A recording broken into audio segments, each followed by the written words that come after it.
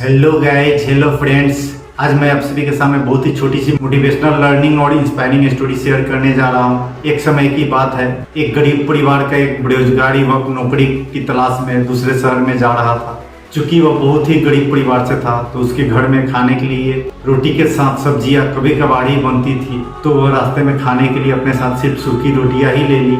4 घंटे के सफर के बाद जब वो आधा रास्ता तय कर लिया तो उसे भूख महसूस होने लगी, तो उसने सोचा कि चलो अब खाना खा ही लेते हैं, और वो रोटियां निकाल कर खाने लगा। लेकिन उसके खाने का अंदाज बिल्कुल ही अजीबोगरीब था।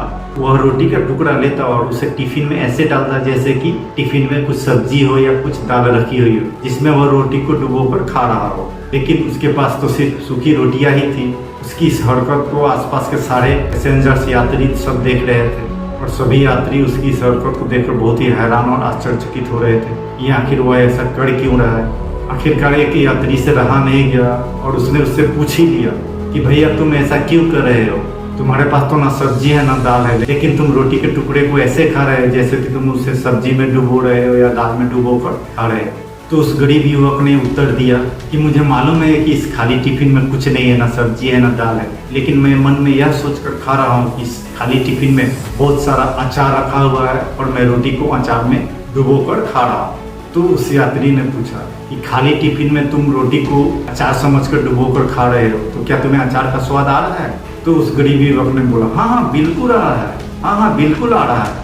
मैं रोटी के साथ अचार सोचकर खा रहा हूँ तो मुझे उसका स्वाद भी आ रहा है और मुझे बहुत अच्छा भी लग रहा है, उस गरीब युवक ने जवाब दिया। उसके इस बात को आसपास के सभी यात्रियों ने सुना, और उन्हीं यात्रियों में से एक यात्री बोला कि जब सोचना ही था तो तुम अचार की जगह में मटर पनीर सोचते, शाही कोफ्ता सोचते, राजमा तंदूरी सोचते, तो तुम्हें इसका भी रोटी के साथ स्वाद मिल जाता। कहने का मतलब है कि तुमने रोटी के साथ अचार सोचकर खाया तो तुम्हें अचार का स्वाद आ रहा है। तो तुम इन स्वादिष्ट चीजों शाही पनीर मटर कोफ्ता के बारे में भी सोचते तो तुम्हें इनका भी स्वाद आता।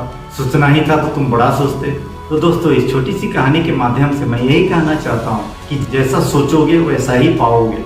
छोटा सोचोगे छोटा पाओगे, बड़ा सोचोगे बड़ा पाओगे। इसलिए जीवन में हमेशा बड़ा सोचो, बड़े सपने देखो तो तुम्हें बड़ा मिलेगा। छोटी सोच में भी उतना ही ऊर्जा और समय खत्म होता है जितना बड़ी सोच में ऊर्जा और समय खत्म होता है।